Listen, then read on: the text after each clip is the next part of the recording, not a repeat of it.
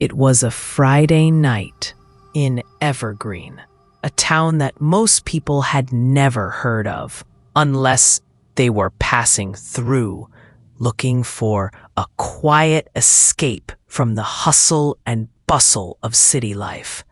The kind of place where everything was slow, unhurried, and comfortable. The air was crisp, the streets barely lit by the street lamps that flickered in and out of life. The weather was cold, but there was a calmness to it, as if nature itself had settled into a peaceful slumber. The stars above twinkled brighter than usual, casting a soft glow over the town's empty streets. It felt like the kind of night where nothing extraordinary could ever happen. But that's exactly what Lucy was beginning to sense. Something wasn't right. Lucy was a waitress at Evergreen Diner, a small but well-loved establishment that had been around for as long as anyone could remember. Most nights, the diner would be buzzing with the chatter of locals, the clink of silverware, and the sizzling sound of burgers on the grill. But tonight, the diner was eerily quiet. The usual crowd had either gone home early or decided to spend their evening elsewhere.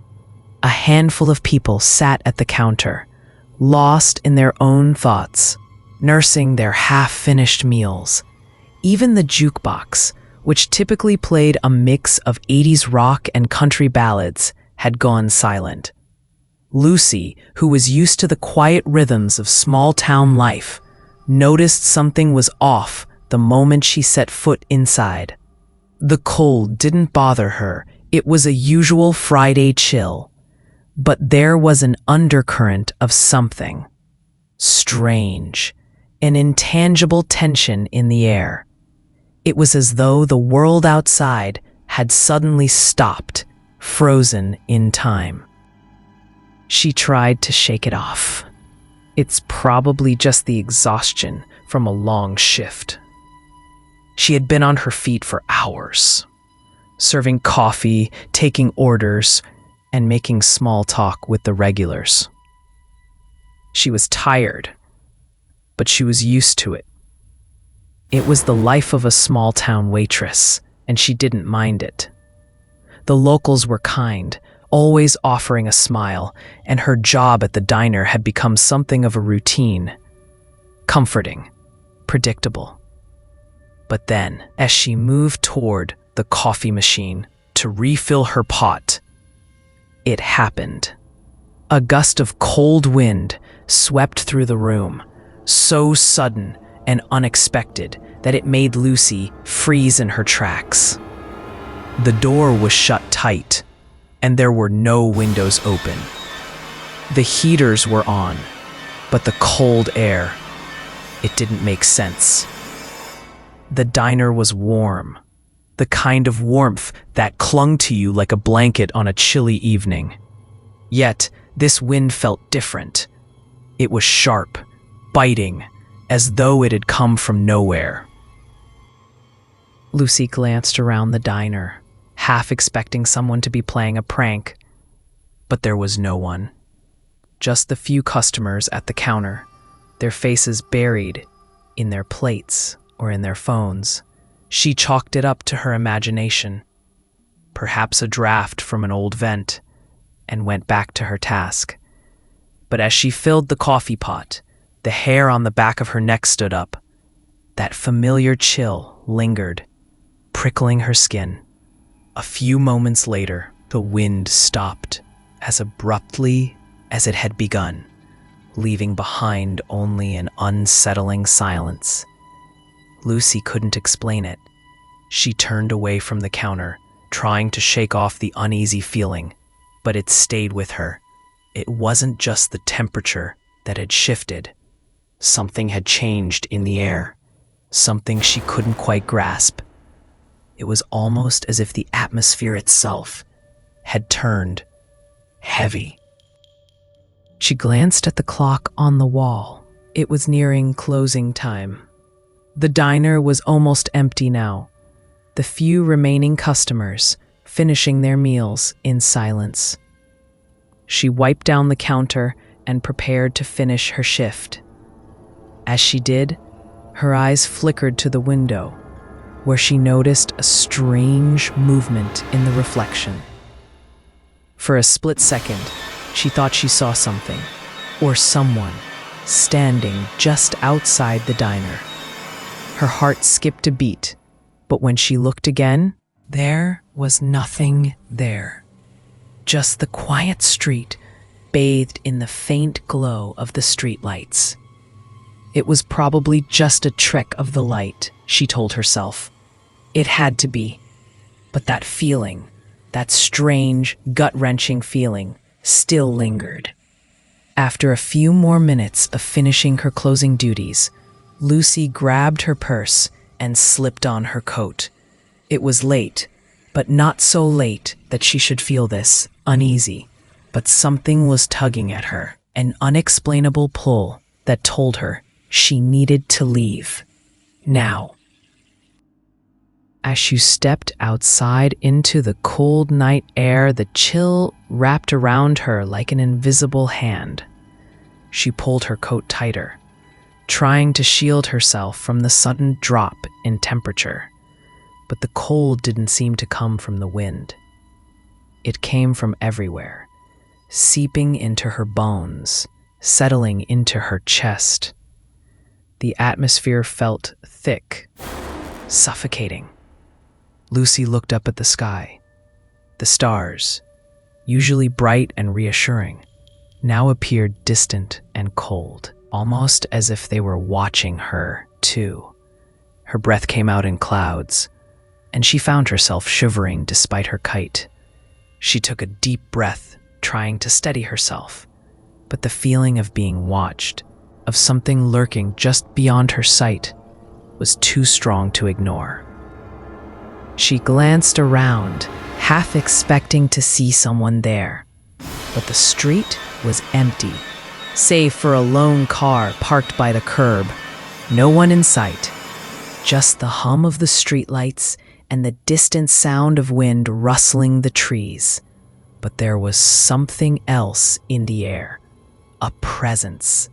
It was faint, but it was there.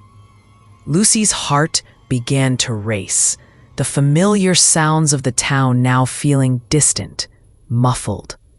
She hurried to her car, not looking back. She fumbled with the keys, her hands shaking slightly, and finally managed to unlock the door. As she slid into the driver's seat, she quickly started the engine. The warmth of the car did little to ease the tension she felt. She tried to shake it off. She was just tired. She had worked too many late shifts recently, and the stress was getting to her. It was just her imagination. But even as she tried to convince herself of that, she couldn't help but feel that something was watching her, that something wasn't right. She pulled out of the parking lot and turned onto the main road, the headlights cutting through the dark. As she drove through the winding streets of Evergreen, the feeling grew stronger. The quiet of the town was now an oppressive silence, and every shadow seemed to hold something sinister. It was then that she saw it. Out of the corner of her eye, she caught a glimpse of movement in the trees along the edge of the forest. A shadow, tall and thin. But it wasn't just the shadow that had unsettled her. It was the feeling that whatever had been out there, it had been watching her. She couldn't explain it, but the sensation was too real to ignore. Lucy took a deep breath, her hands gripping the steering wheel so tightly that her knuckles turned white. She couldn't wait to get home, to lock the door behind her, and forget about tonight. But deep down, she knew this wasn't over. Something was out there, and it was waiting. Little did she know, she wasn't the only one who felt it.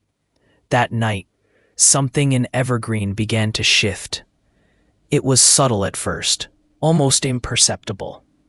The air felt different, heavier, as if the world itself was holding its breath. People who had never thought twice about the safety and serenity of their town started to feel uneasy. The change was almost imperceptible, but as the hours ticked by, it became undeniable. It was around midnight when the first of the strange noises began. They weren't the usual sounds of the forest. The wind rustling through the trees, the hoot of an owl, the occasional crack of a branch breaking under the weight of a passing animal. No, these sounds were something else. Whispers. Soft at first, like faint voices carried by the wind. But they weren't just whispers. They were too deliberate, too purposeful, as if someone or something was speaking, but in a language no one could understand. The wind carried it across the town, weaving through the streets, slipping through the cracks of doors and windows, into the homes of anyone still awake. At first, people thought it was just their imagination, that the stillness of the night was playing tricks on them. But the sounds persisted, growing louder, clearer. The whispers didn't stop. It was as if the night itself was alive, and it was trying to speak to them. Seth, a local mechanic who had lived in Evergreen for as long as he could remember, was one of the first to notice the oddities. He worked late at his small shop, surrounded by the smell of motor oil, grease, and the hum of the fluorescent lights. His hands, calloused and rough from years of fixing cars, moved methodically as he adjusted the engine of an old pickup truck. The air was thick, and the wind, which had been calm earlier in the evening, had picked up. The faint, scratching sound of tree branches tapping against the walls of his shop was the only noise that filled the otherwise quiet room. But then, as Seth was wiping his hands on a rag, the radio he had left on in the corner suddenly cut out. A sharp crackle filled the room, followed by an oppressive silence. He frowned, glancing at the radio, and twisted the dial, trying to find a station again. But the static was unbearable. The hiss of white noise overtook everything, drowning out even the sounds of the wind outside. He tapped the side of the radio, hoping to clear the interference, but nothing worked. That's when he heard it, a low, guttural hum that seemed to emanate from somewhere deep within the shop, almost as if the walls themselves were vibrating. Seth froze. It was impossible to ignore.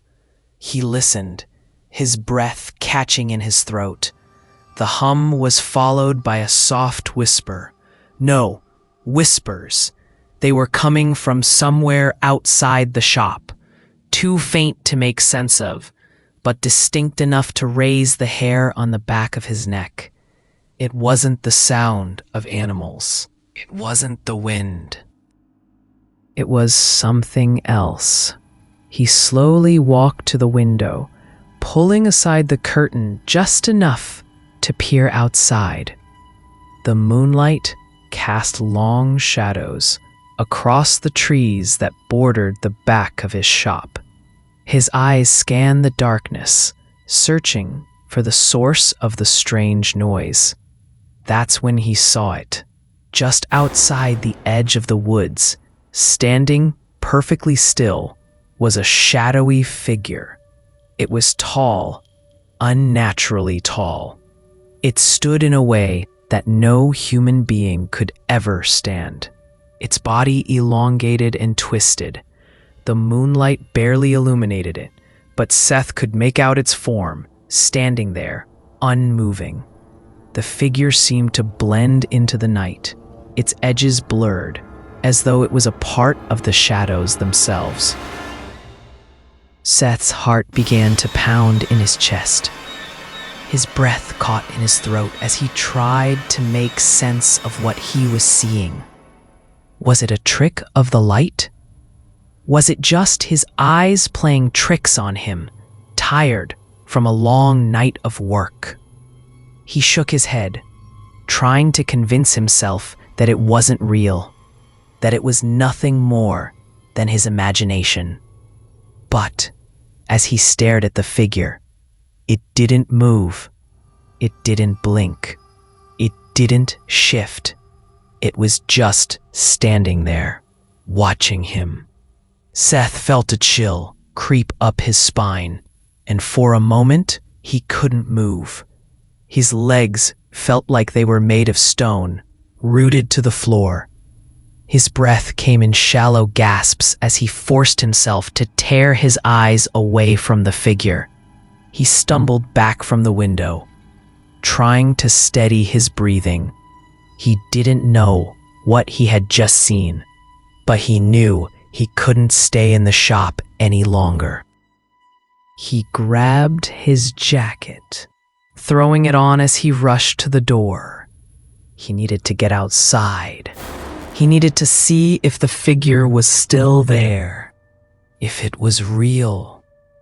But by the time he reached the door and stepped outside, the figure was gone. Seth stood there in the middle of the yard, his breath coming in ragged gasps, the cool night air biting at his skin.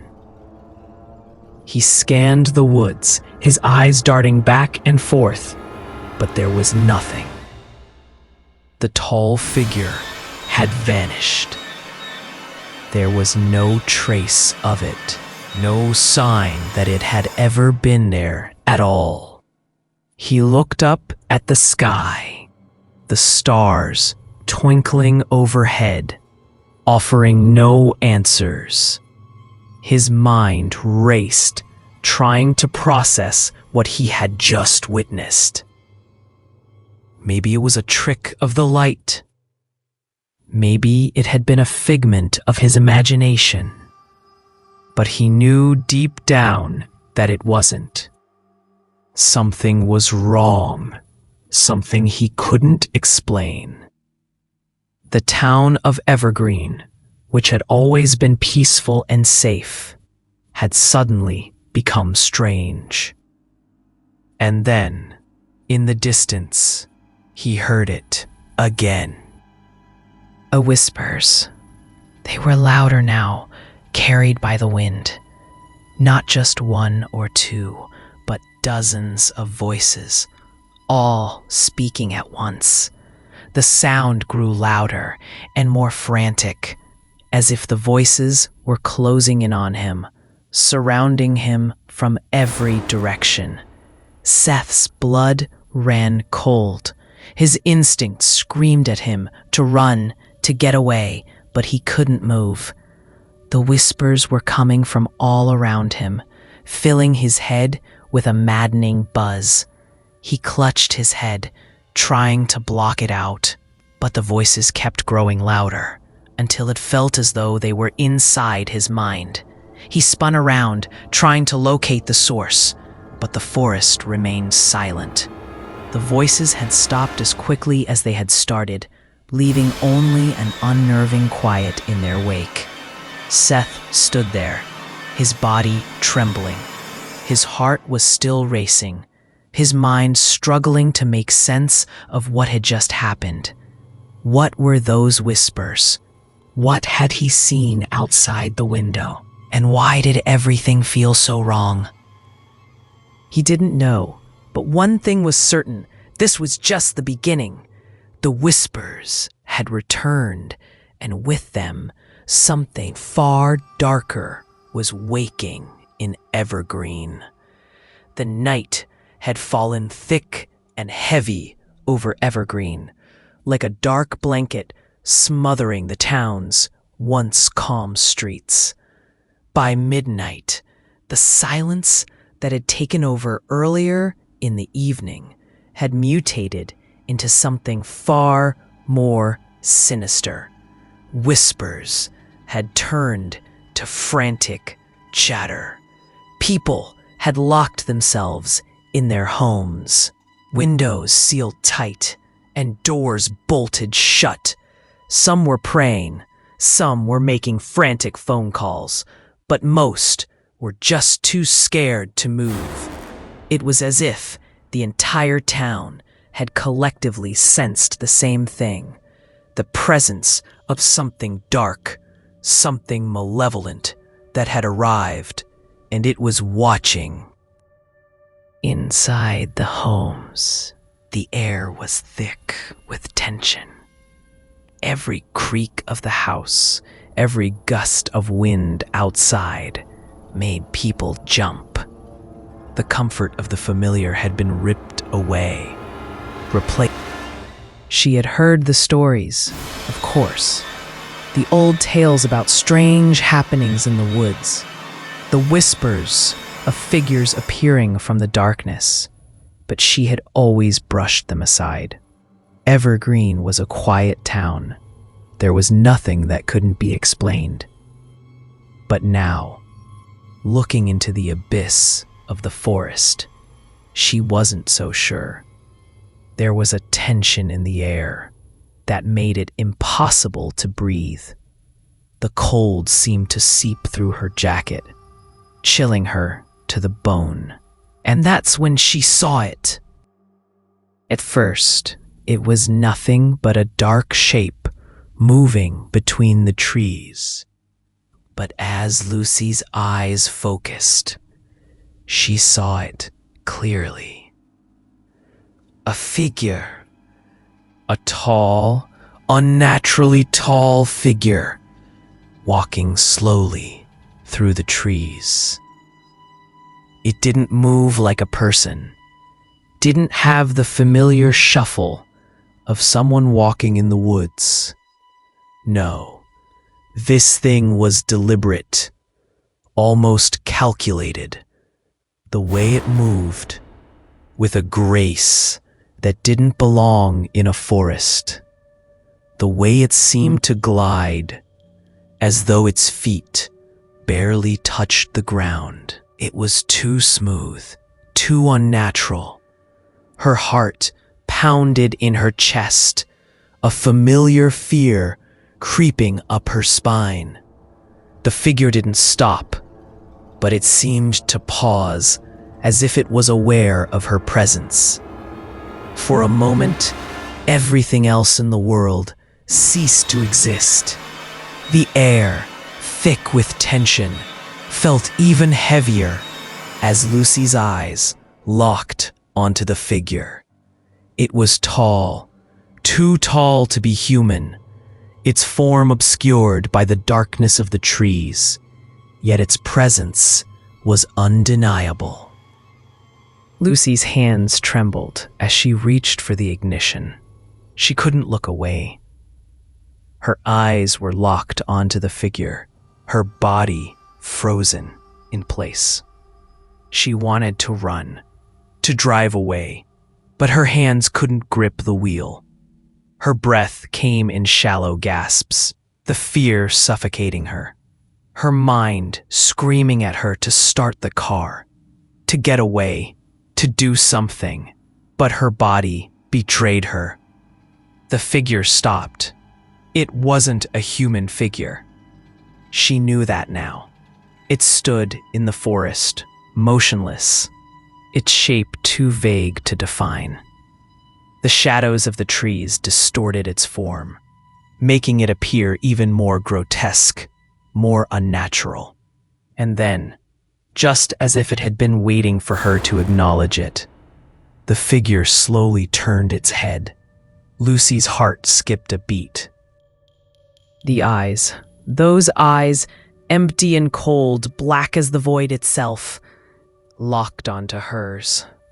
They were hollow, like two dark pits that pulled her in, drawing her deeper into the abyss. There was nothing human in those eyes. They weren't the eyes of someone lost or frightened. They were the eyes of something far older, something far darker than anything she had ever known. It wasn't just looking at her, it was seeing her. A chill ran down her spine, and for a moment, she couldn't breathe. The figure's gaze was like ice, freezing her in place, rendering her helpless. She wanted to scream, but no sound came out. Her body felt paralyzed, as though she were caught in a nightmare she couldn't wake from.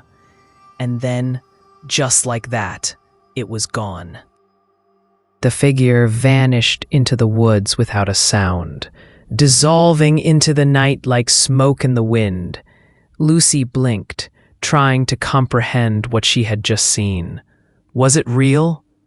Her mind raced, trying to rationalize what had just happened. But no matter how hard she tried, she couldn't deny it. It was real. The figure had been there. She had seen it. She slammed her foot on the accelerator, the car roaring to life as she sped away from the forest, away from the unknown. Her hands gripped the wheel so tightly that her knuckles turned white. She didn't know where she was going, only that she needed to leave, to get away from the forest and its horrors. But as she sped through the empty streets of Evergreen, the feeling of being watched never left her.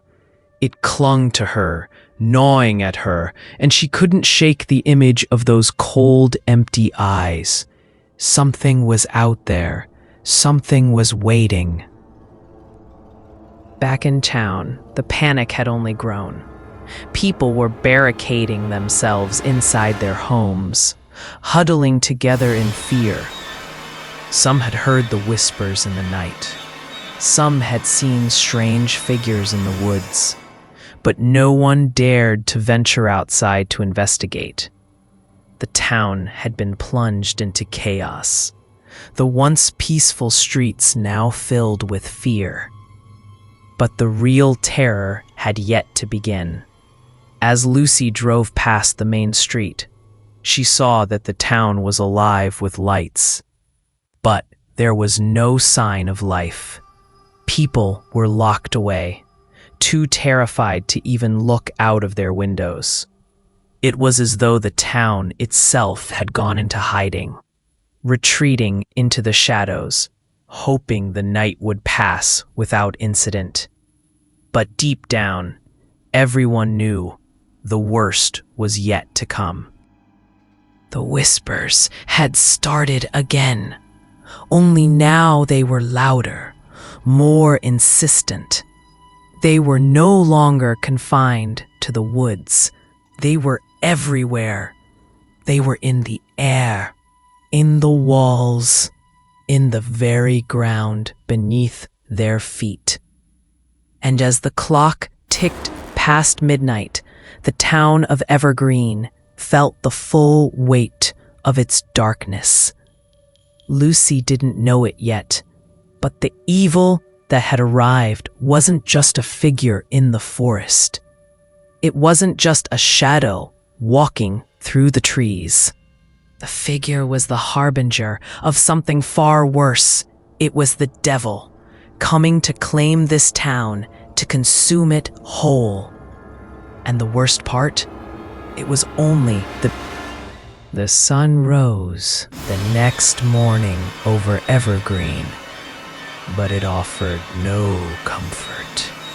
The usual warmth that bathed the small town in light seemed to be dimmed, as if the very sky had lost its vibrancy. The air was thick, suffocating, and the overwhelming sense of dread that had settled the previous night hadn't dissipated. It had only deepened. The town was on edge, its peace shattered, its residents bound by an invisible terror that had seeped into every crack, every shadow. The first signs of panic had started early. As the town began to wake, strange occurrences were being reported. Pets had vanished without a trace. Dogs that had never wandered far from their yards. Cats that were usually found curled up on windowsills were all gone. There were no signs of struggle, no signs of them running off. They were just gone. And it wasn't just pets. There were reports of doors being left wide open, as if someone had hurriedly left in the middle of the night. Some even found their homes unlocked when they were sure they had locked them before going to bed.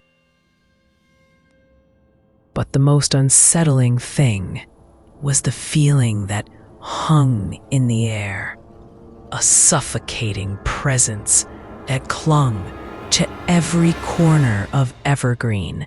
It wasn't just the strange occurrences, it was the way the town itself felt different. The usual cheerfulness of the streets, the friendly greetings exchanged between neighbors, the sounds of life. It was all gone. In its place was an oppressive silence that was more deafening than any noise. A sense of foreboding lingered over everything, as if the very ground beneath their feet had changed. At first, the townspeople tried to ignore it, chalking it up to an odd coincidence, the kind of thing that would pass in time. But as the hours passed, more and more reports began to flood in. Families who had lived in Evergreen for generations, who had witnessed the quiet growth of the town, now began to experience things they couldn't explain. Doors that had been locked overnight were found wide open. Items that had been placed neatly on shelves were now scattered, overturned as if a violent force had disturbed them, but no one had been inside. The woods, which had always been a quiet retreat for the town, now seemed different. The trees, once still and peaceful, seemed to shift and sway unnaturally. It was as if the forest had come alive, twisting, moving in ways that didn't make sense. And the worst part was the sounds that came from within. Some claimed to hear laughter, soft at first, almost like a whisper, but then growing louder, more sinister, until it echoed through the trees. It was a laughter that didn't belong, a sound so wrong that it sent chills down the spine of anyone who heard it. It was as though the forest itself was mocking the town, toying with it. The story spread like wildfire. People started to speak of figures they'd seen lurking in the woods, figures that couldn't be explained. At first, it was just rumors, whispered late at night between frightened neighbors. But soon, more people started speaking up. They spoke of tall shadows moving among the trees, figures that didn't move like people, but more like something else. something darker. And those who were brave enough to venture into the woods never returned. By noon, nearly half of the town was too terrified to leave their homes. The streets that had been so familiar, so safe, were now empty. The shops were closed. The town square, usually full of children playing, of people walking their dogs, was eerily silent. Windows were drawn shut, doors locked tight. The people who hadn't yet locked themselves away had either vanished or, in the case of those who remained, changed in ways that defied logic. It wasn't just the townspeople who had been affected. The very essence of Evergreen itself was beginning to shift. It was as if something dark had invaded the land, spreading its influence like poison in the veins of the town. The soil felt wrong. The air tasted different. It was as if the curse that had been unleashed was spreading across every inch of the town, infecting everything it touched. Those who had ventured outside claimed that the sky had darkened in a way that didn't make sense. It wasn't the clouds that caused it. There were no clouds. It was the very air that had grown thick, oppressive, and as the sun climbed higher, the shadows grew longer, darker. The once blue skies seemed to have faded to an unnatural shade of gray, like the life had been drained from them. Inside the homes, there was no escape from the seer. People huddled together in silence, unable to find solace in the familiar. Even those who tried to comfort one another with words of reassurance found that their voices sounded hollow, as if they too were caught in the grip of something they couldn't understand. Whispers echoed in the corners of rooms. The rustling of fabric sounded like distant footsteps, and every small sound seemed amplified, as if the house itself were alive with unseen eyes. It wasn't long before people began to speak of things they had seen, things that defied all reason. One woman claimed that her reflection in the mirror had smiled at her, but it wasn't her smile. Another man spoke of hearing someone knocking at his door, only to find that no one was there when he opened it. Some spoke of voices calling their names in the dark, only to find no one there. These were no ordinary happenings. These were things that couldn't be explained by logic or reason. They were the kind of things that could only be described as supernatural, as unearthly. But the worst of it all was the feeling that lingered. It was the feeling of being watched, of never being alone, even in the quietest moments. The townspeople began to feel as though the town itself was closing in on them, that the land was no longer theirs to inhabit. And no matter where they went, no matter how far they ran, it was always there, just beyond. As the hours passed, the town descended into full chaos. People who were once neighbors and friends turned against one another.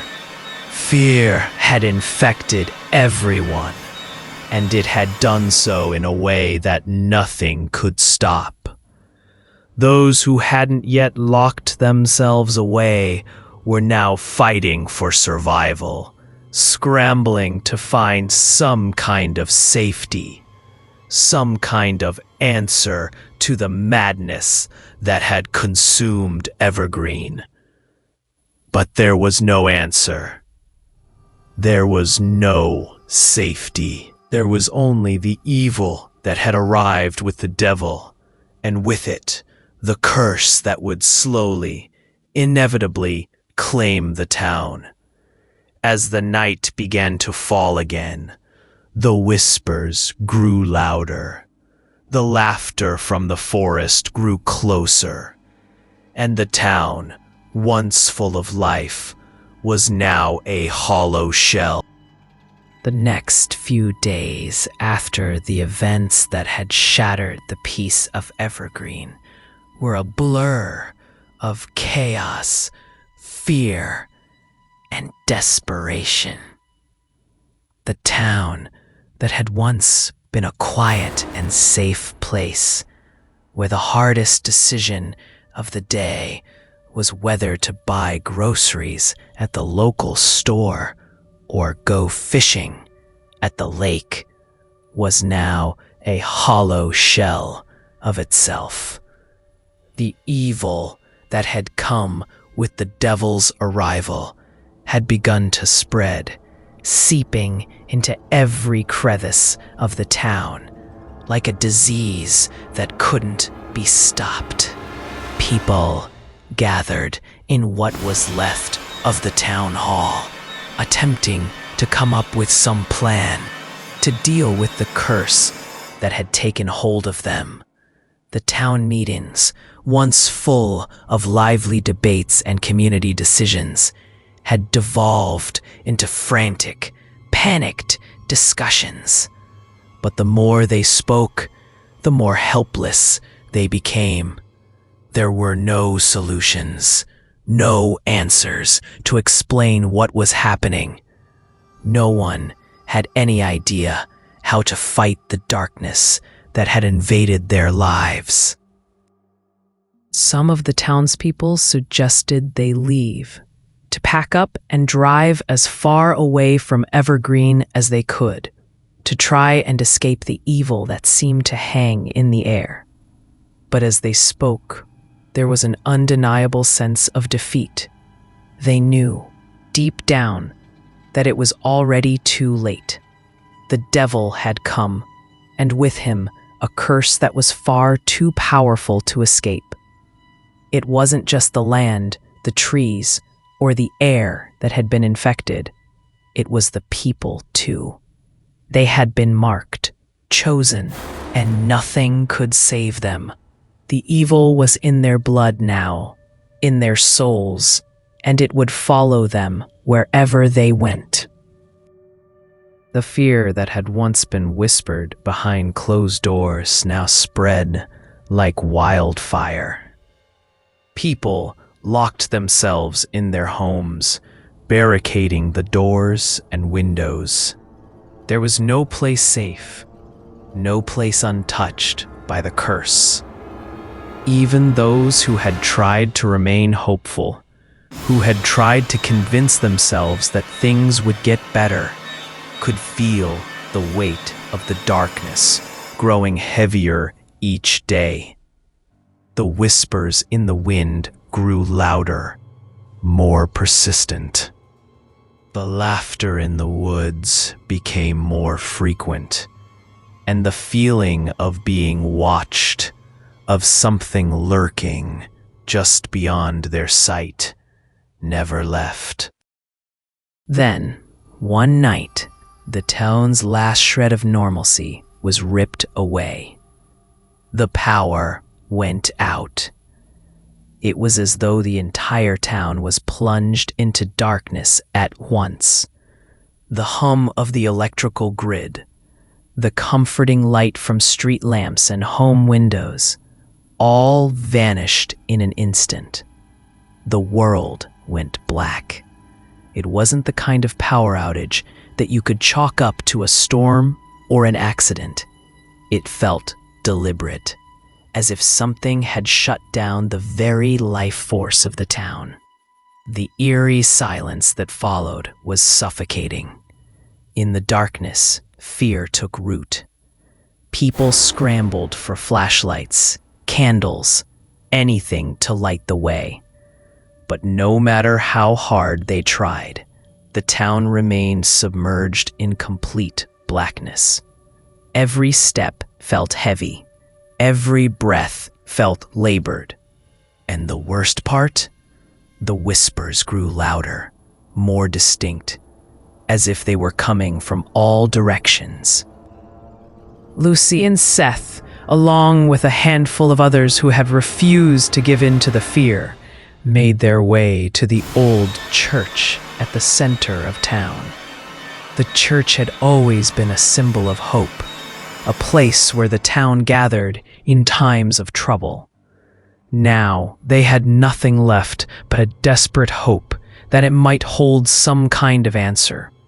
The church, like everything else in Evergreen, had been a place of peace, a sanctuary. But in that moment, they knew that no place in town would be untouched. They had to go. It was their only option. As they approached the church, something was immediately wrong. The once pristine white doors were wide open, an ominous invitation to whatever waited inside. Lucy's heart pounded in her chest as she felt a cold, unnatural breeze blow through the open doors. It was a stench that hit her first, a thick, suffocating smell of rot, decay, and something far worse. It was a smell that made her stomach turn, a smell that belonged to death itself. Seth looked at her with wide eyes, his face pale in the dim light of the flashlight. "This isn't right," he whispered, his voice shaking. They stepped cautiously inside, the creaking of the old wooden floorboards echoing in the silence. The interior of the church was completely different from what they remembered. The walls, once decorated with beautiful stained glass windows and crosses, were now covered in dark, jagged symbols that were unfamiliar, yet somehow ancient, like something out of a nightmare. The air inside was thick and heavy, almost oppressive. It felt like the walls were closing in on them. Lucy felt her skin crawl as she moved deeper into the church. The smell of decay was overwhelming now, thick and pungent, like the very bones of the church had begun to rot from within. The pews that had once been carefully arranged in rows were now scattered, overturned. It looked as though the church had been ransacked. But no one had come here, not since the power went out. That's when they heard it. A voice, low and echoing, almost like a whisper, but clear as day. "Welcome to your end." Lucy froze. The voice didn't belong to anyone she knew. It was too dark, too sinister. It was the kind of voice that crawled into your ears and made you feel like you were suffocating from the inside out.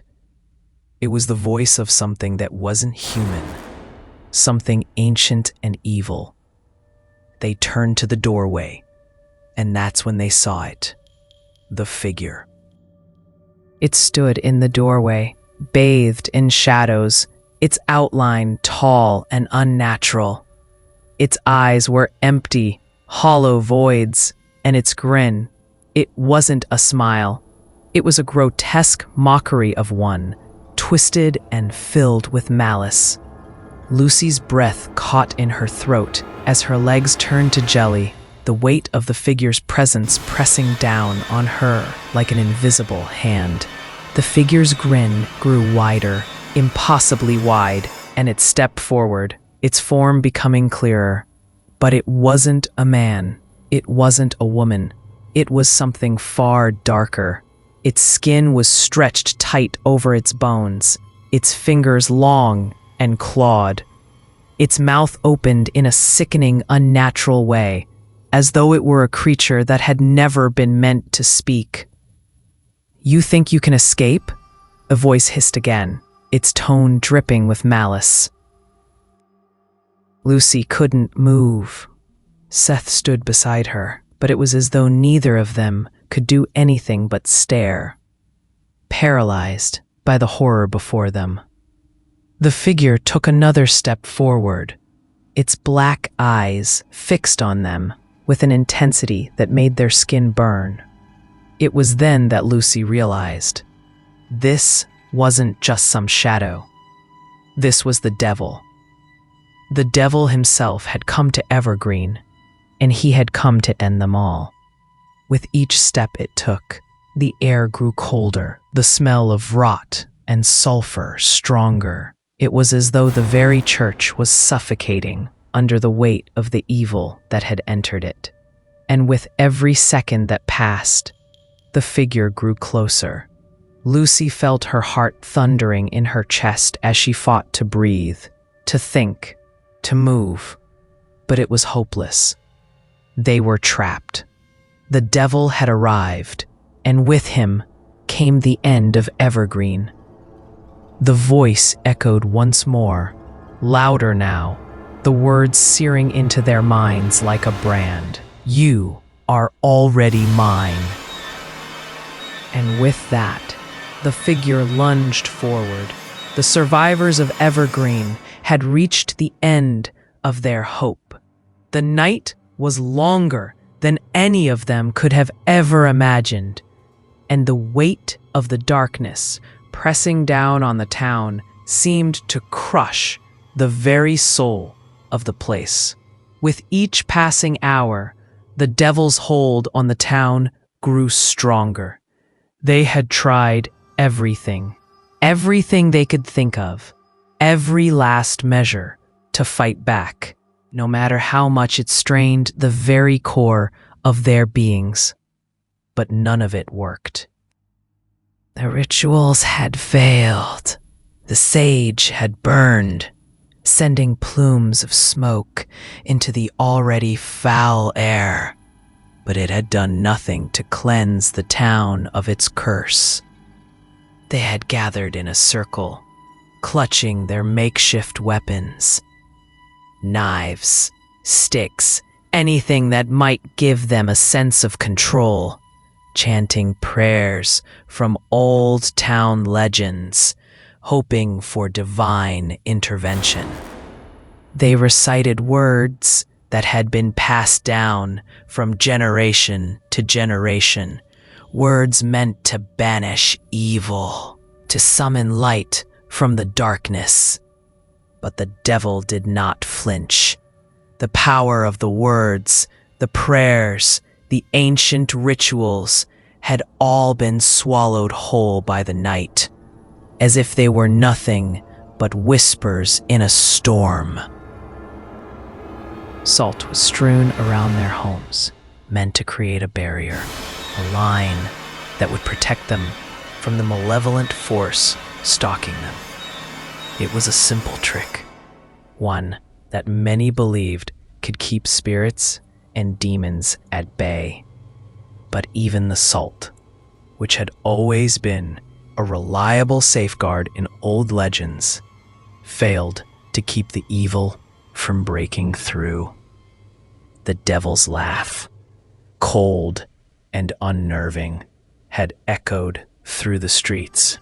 It was a sound that seemed to vibrate through every bone in their bodies, shaking them to the core.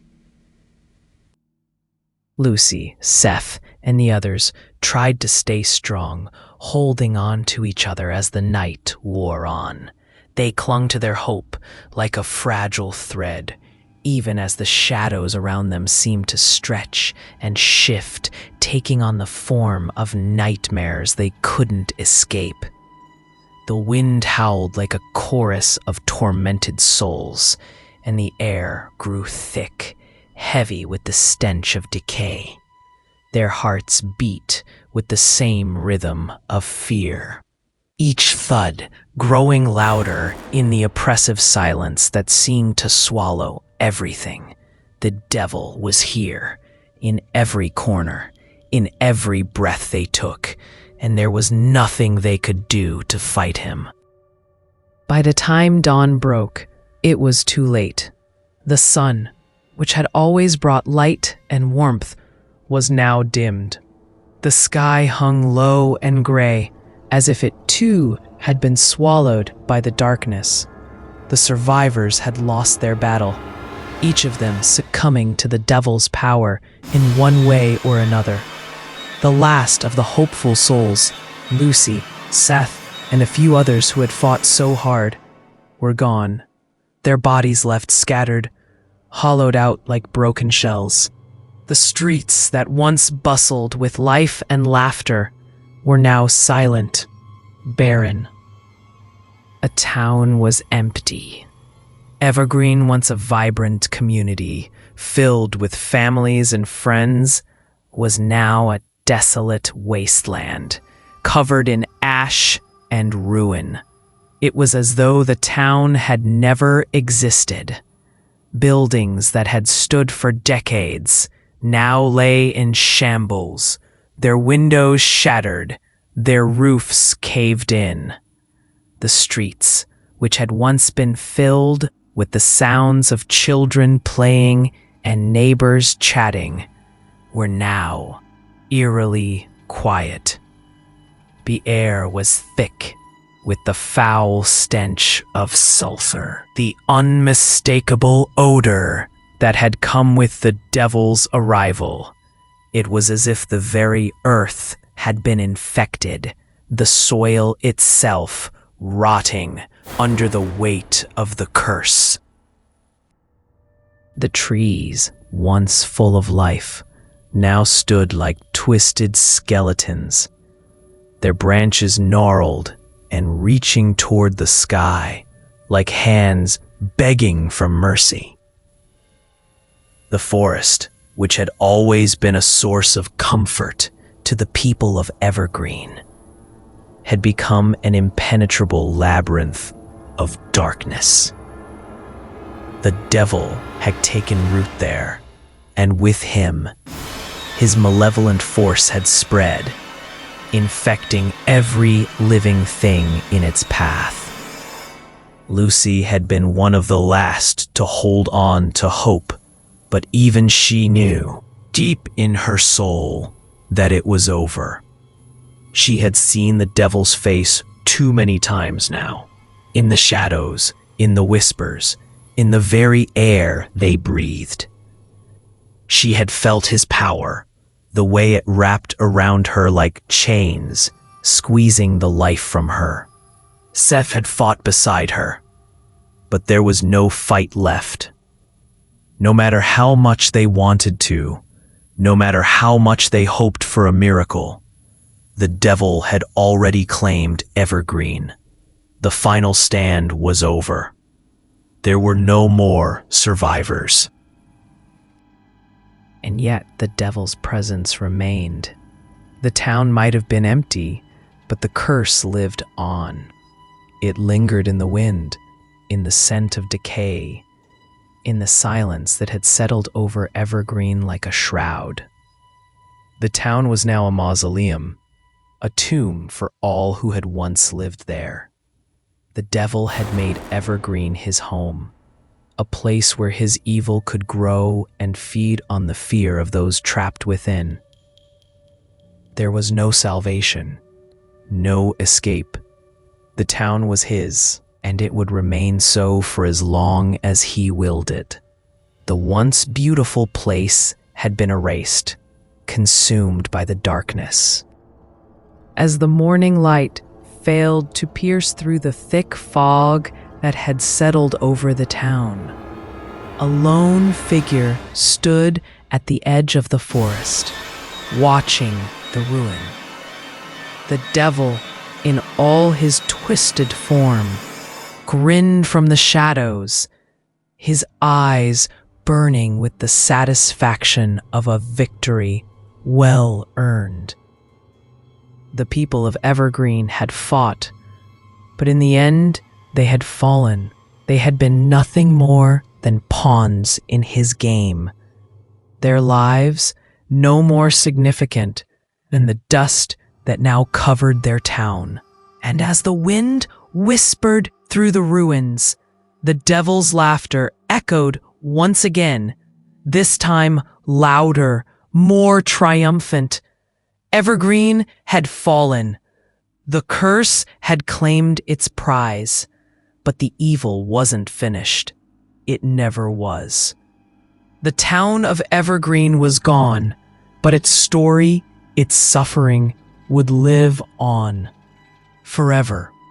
The devil had claimed his kingdom. Years had passed since the night the devil walked through Evergreen. The town that was once filled with life, with laughter, with the hum of everyday routines, was now a distant memory, a shadow that no one dared to revisit. Time had moved on, but the curse, the darkness that had descended upon the town had not. Evergreen was no longer a place marked on maps. It wasn't a destination for tourists. Not that anyone would have visited, even if it had been. The roads that led into the town had become overgrown, neglected by the world that had forgotten it. Nature had reclaimed what had once been the heartbeat of the small community. But it was a twisted, dark version of nature. The trees in the forest were blackened, their bark gnarled and twisted, their roots like veins reaching out from the earth. The air smelled like rot, thick with the stench of sulfur that never seemed to dissipate, no matter how much time had passed. The locals from nearby towns still whispered about Evergreen, but they never ventured too close. No one who lived in the surrounding areas dared to go near the town, not after what happened. They had all heard the stories, the rumors, the warning passed down through generations. The devil had come to Evergreen, and it was not a place to be trifled with. But no matter how much time passed, the memory of that fateful night lived on. The legend had become a tale told in hushed tones, often around campfires, during the long, lonely nights when the wind howled through the trees. Those who had survived, those who still lived to speak of it, were forever haunted by the horrors they had witnessed. They had tried to forget, to live their lives, but the memories never let go. The faces of the townspeople, twisted and broken, were forever imprinted in their minds. Every year, as the anniversary of that night approached, strange things began to happen. The town that was abandoned, left to rot and decay, seemed to awaken once more. The air would grow heavy, thick with the weight of something unseen. The whispers would return, creeping in from the edges of consciousness, filling the silence of the surrounding woods. The ground itself would tremble, like a warning to those who dared to pass too close to the cursed place. And in the deepest part of the forest, the devil waited. He had never truly left. No one knew how he had come to Evergreen that night, or why the town had been chosen. Some believed it was a punishment, a consequence of the sins of the townspeople, but others suspected something darker, something far older than they could comprehend. What they did know was that once he had come, he had left nothing behind but ashes and memories of terror. And now, every year, he returned to remind them that he was still there. The anniversary of that night was a day that no one dared speak about. For weeks before it arrived, the air would grow thick with unease, and the locals would begin to whisper about the coming of the darkness.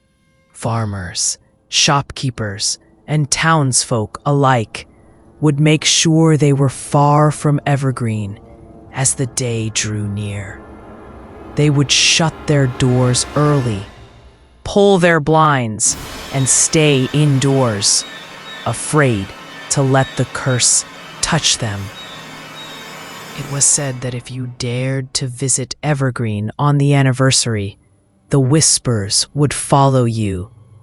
The ground would tremble beneath your feet, and you would feel the presence of something lurking in the shadows, watching you, waiting for you to make the wrong move. And those who had been foolish enough to venture into the ruins of the town had not returned. They had either disappeared without a trace, or worse, they had come back different, changed, not human anymore. But still, the legend of Evergreen persisted, despite the fear, despite the warnings. Some were still drawn to the town. Some were brave or foolish enough to think they could uncover the truth for themselves. They thought they could stand in the cursed town, face the devil's wrath, and live to tell the tale. They thought the whispers were just that, stories meant to scare the weak. But every year, the devil's curse grew stronger, more potent, until it consumed those who dared to challenge it. One by one, people would come. They would show up at the outskirts of Evergreen, standing just on the edge of the forest, staring at the crumbling town in the distance. Some had cameras, eager to capture the truth. Others had notebooks, hoping to document the history of the place. And a few, the most desperate or the most curious, would actually step foot onto the land where the curse had taken hold. But they never stayed long. The first signs were always subtle. The air would grow cold, the wind would pick up, and the once still trees would begin to sway, though there was no breeze to cause it.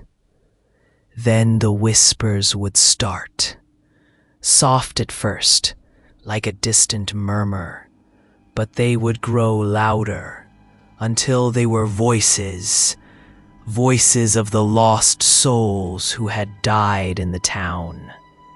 Their words would twist through the forest, slithering into the ears of anyone close enough to hear. The whispers would speak of suffering, of torment, of things unspeakable that had happened in the night. They would call out for help, beg for release from the devil's grip, but no one would answer. No one ever did.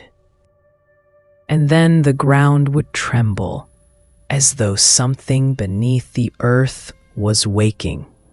It wasn't an earthquake, no.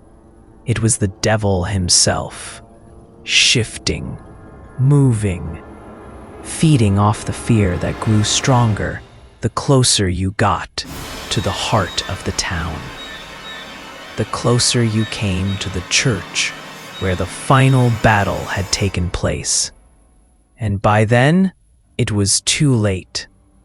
If you had stepped foot into Evergreen, if you had dared to walk into the cursed ruins, You were marked.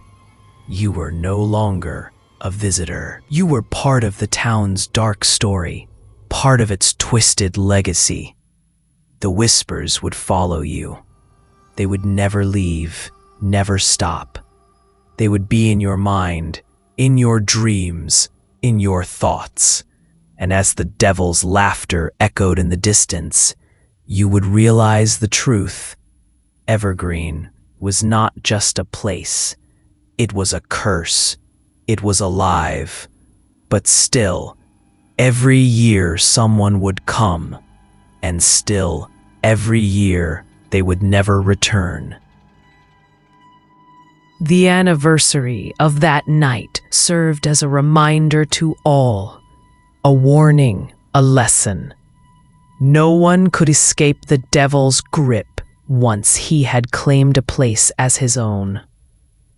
No one could challenge the evil that had taken root in Evergreen. And as long as the whispers called, as long as the ground trembled, the devil would remain. So, the question was always the same. Are you brave enough to visit Evergreen?